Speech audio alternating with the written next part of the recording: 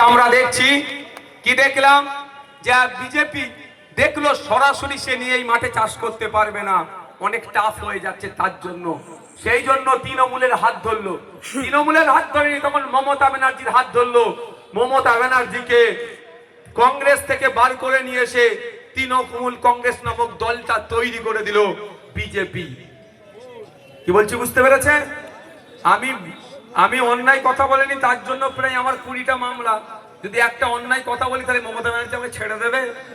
ছাড়বে না, আমার নামে প্রচুর মামলা দিয়ে দেবে। কিন্তু রেকর্ড হচ্ছে, এই সামনে বলছি, আপনারা শুনে রাখুন।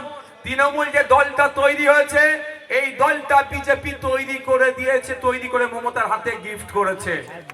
কি দায়িত্ব ছিল মমতা ব্যানার্জির? বিজেপির জন্য অনুকূল পরিবেশ তৈরি করা।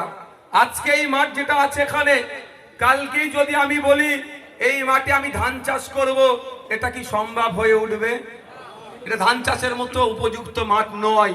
হয় মাটি চেঞ্জ করতে হবে, নালে পানি দিয়ে, তারপর কি বলে গো, ট্রাক্টর দিয়ে চষে চাষে বীজ লাগাতে হবে, ধান গাছ বড় হবে, তারপরেই ধান হবে।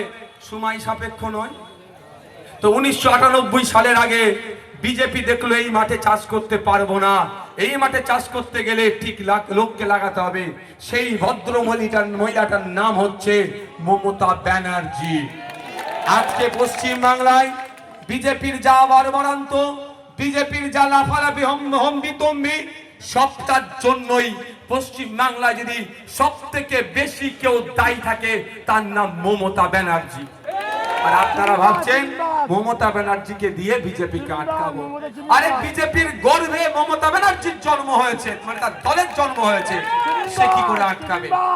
তাই আপনাদের বলবো, যদি চান বিজেপির এই লম্ফঝম্প বন্ধ করতে হবে, যদি চান বিজেপির এই হই হই বন্ধ করতে হবে, যদি চান শুভেন্দু অধিকারীর মুখে লিকোপ্লাস লাগাতে হবে, তথার মুখকে বন্ধ করতে হবে, যদি চান আপনারা বিজেপির এই অন্যায় সাম্প্রদায়িক শক্তিকে বাংলা থেকে বিতাড়িত করতে হবে, তাহলে আপনাদের বলবো চলুন ফিরে যাই 2011 সালের আগের ইতিহাস।